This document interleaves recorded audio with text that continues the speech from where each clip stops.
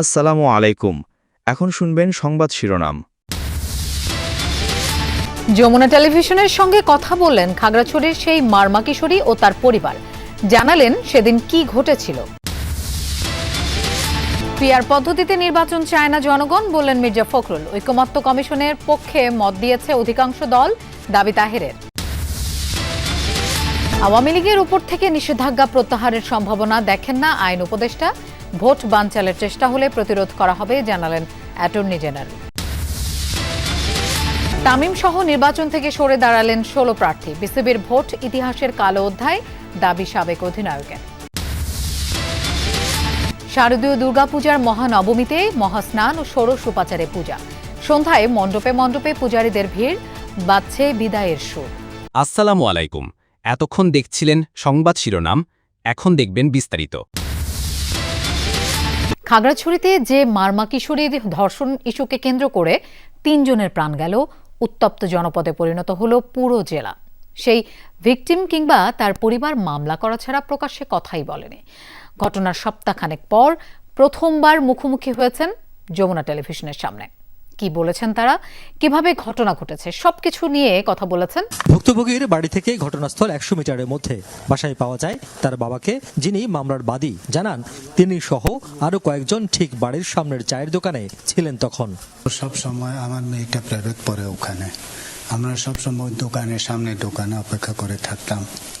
9টা পার হয়ে গেছে, আসে নাই। কোচিং শিক্ষকের কাছে জানতে চাই ঠিক কখন বাড়ি ফেরার উদ্দেশ্যে বেরিয়েছিল কিশোরীটি। 6টা থেকে 9টা পর্যন্ত পড়ে, পড়ার পর 9টার দিকে বাইরে হয়ে গেছে, এটুকু। তারপর আমি কিছু জানি না। ভিকটিম যেটি বলেছে, মূলত প্রাইভেট পড়ে বের হওয়ার পর এই যে জায়গাটি রয়েছে, সেখান থেকে তাকে পেছন থেকে একটি ইট মারা হয়। ইট মারার পর তিনি যখন পেছনে ফিরে তাকান, তখনই তাকে মুখ চেপে অজ্ঞান করে নিয়ে যাওয়া হয়। পিছন থেকে ইট মারছে, আমি এরকম ফিরে দেখছি, তারপর আমাকে মুখ চেপে নিয়ে যায়, কিছু জানি না।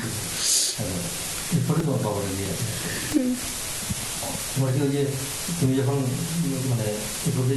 জানতে পারছো তখন তুমি হাসপাতালে না বাসায় বাসায় গাড়ি করে নিয়ে যাচ্ছিল তখন।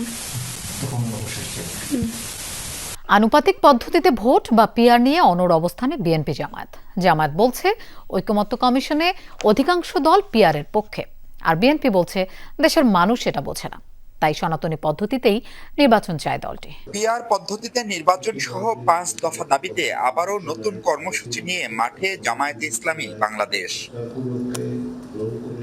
দলটির যুক্তি, দীর্ঘদিন ধরে চলা ঐকমত্য কমিশনের বৈঠকে তারা বাদেও আরো বহু দল এই নতুন পদ্ধতিতে ভোট চায়।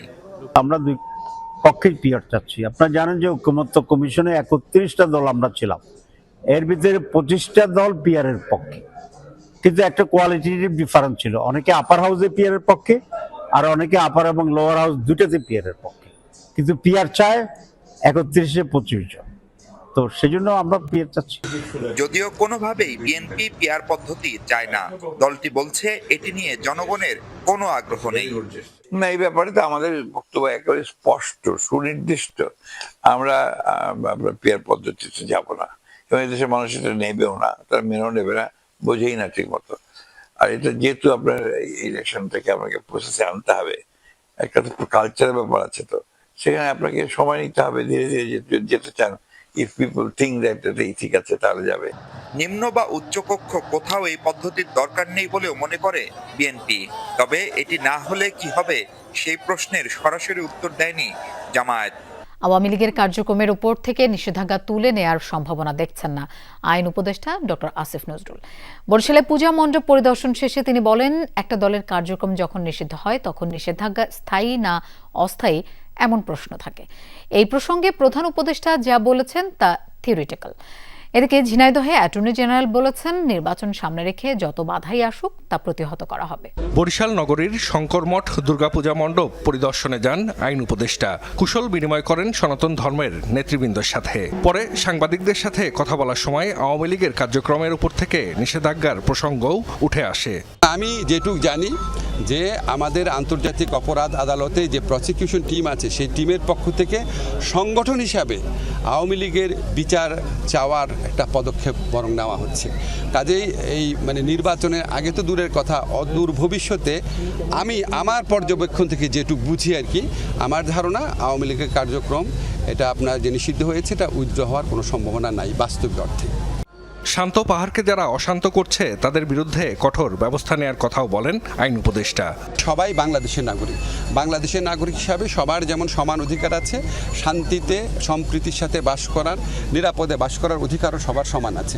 এবং এটার পিছনে যারা বাধা হবে তাদেরকে আমাদের আইন শৃঙ্খলা রক্ষাকারী বাহিনী আইন মোতাবেক তাদের বিরুদ্ধে সমভাবে ব্যবস্থা নেবে। এদিকে ঝিনাইদহে অ্যাটর্নি জেনারেল বলেছেন, যারা দেশের মানুষকে দীর্ঘ সময় জিম্মি করে রেখেছিল তারা আগামী নির্বাচন বানচালের ষড়যন্ত্র করছে। প্রফেসর ইউনূস সাহেবের নেতৃত্বে বাংলাদেশ গণতন্ত্র উত্তরণের যে পথে এগিয়ে যাচ্ছে, সেই পথ যত বাধায় আসুক না কেন, সমস্ত বাধার প্রাচীর উত্তরে বাংলাদেশের মানুষ আগামী ফেব্রুয়ারিতে নির্বাচনের মাঠে ভোট দিতে যাবে। বিসিবি নির্বাচন থেকে সরে দাঁড়ালেন তামিম ইকবাল। বুধবার 3 ক্যাটাগরি থেকে মোট 16 জন নাম প্রত্যাহার করেছেন। নির্বাচন থেকে সরে দাঁড়িয়ে তামিম ইকবাল আরও একবার অভিযোগ তুলেছেন সরকারি হস্তক্ষেপের। এই ঘটনাকে দেশের ক্রিকেটের কালো অধ্যায় বলেও দাবি করেন সাবেক এই অধিনায়ক। বুধবার সকাল 10:18 বিসিবিতে হাজির তামিম ইকবাল। এরপর একে একে বোর্ডে আসেন ইসরাফিল খসরু, রফিকুল ইসলাম বাবু, বোরহানুল পাপ্পু, মাসুদুজ্জামানের মতো নির্বাচনের একটি পক্ষের পরিচালক পদপ্রার্থীরা। কিন্তু তারা এদিন আসেন নির্বাচন থেকে সরে দাঁড়াতে। গুঞ্জন সত্যি করে তামিম সহ ক্লাব ক্যাটাগরি থেকে 13, জেলা বিভাগ থেকে 2 আর ক্যাটাগরি 3 থেকে 1 প্রার্থী সরে দাঁড়ান নির্বাচন থেকে। ক্যাটাগরি 2 থেকে নাম প্রত্যাহার করা ব্যক্তিরা হলেন তামিম ইকবাল, রফিকুল ইসলাম বাবু, ফাহিম সিনহা, মাসুদুজ্জামান, সাইদ ইব্রাহিম আহমেদ, সৈয়দ বুরহান হোসেন পাপ্পু, ইসরাফিল খসরু, সাব্বির আহমেদ রুবেল, আসিফ রব্বানি, ইয়াসির আব্বাস, সাইফুল ইসলাম সপু ও ওমর শরীফ মাহমুদ ইমরান। তারা যদি এভাবে করে ইলেকশন করতে চান করতে পারেন, জিততেও পারেন, বাট আজকে ক্রিকেট 100% হেরে গেছে, এটা নিয়ে কোনো সন্দেহ নাই। আপনারা বলেন বড় গলায় যে বাংলাদেশে ফিক্সিং বন্ধ করা লাগবে, আগে ইলেকশনের ফিক্সিং বন্ধ করেন, পরে ক্রিকেটের ফিক্সিং বন্ধ করার চিন্তাটা করি। এখানে আরও অনেকেই আজকে উইথড্র করতেন, তাদেরকে বিভিন্নভাবে বিভিন্ন ওয়েতে বোঝানো হয়েছে বা চাপ সৃষ্টি করা হয়েছে, তাদেরকে করে সামাও থামানো হয়েছে। দুর্গাপূজার মহানবমীতে মণ্ডপে ঢল নেমেছে পূজারীদের। এই মুহূর্তে কিন্তু সন্ধ্যা আরতি শুরু হয়েছে এবং আপনি ঢাক ঢোলের বাদ্যতেই বুঝতে পারছেন যে এখানে একটা উৎসবের যে সমাপনী পর্যায়ে চলে আসা, মহানবমীর যেই শেষ আনুষ্ঠানিকতা, সেই সন্ধ্যা আরতি কিন্তু শুরু হয়েছে। ঢাকের বাদ্য এবং উলুধ্বনিতে মুখর এখন ঢাকেশ্বরী মন্দির, এবং এখানে যিনি পুরোহিত রয়েছেন তিনি কিন্তু দেবীকে আরতি জানানোর আগে এখন আমরা দেখতে পাচ্ছি ফুল দিয়ে পূজা করছেন। কিছুক্ষণ আগে সেটা শঙ্খধ্বনি ছিল, ধূপের ধোঁয়া ছিল এবং অগ্নি দিয়ে তারা পূজা করেছেন। এবং ধীরে ধীরে আমরা দেখতে পাচ্ছি যে বেশ কিছু প্রদীপ প্রজ্বলন করা হবে এবং পুণ্যার্থীরা কিন্তু এখানে আসছেন, এসে কিন্তু তাদের পুরোহিতের কাছ থেকে যে প্রসাদের অংশ এবং তাদের যে দক্ষিণা দেয়া, একই সাথে মিষ্টি মুখের যে সুযোগগুলো রয়েছে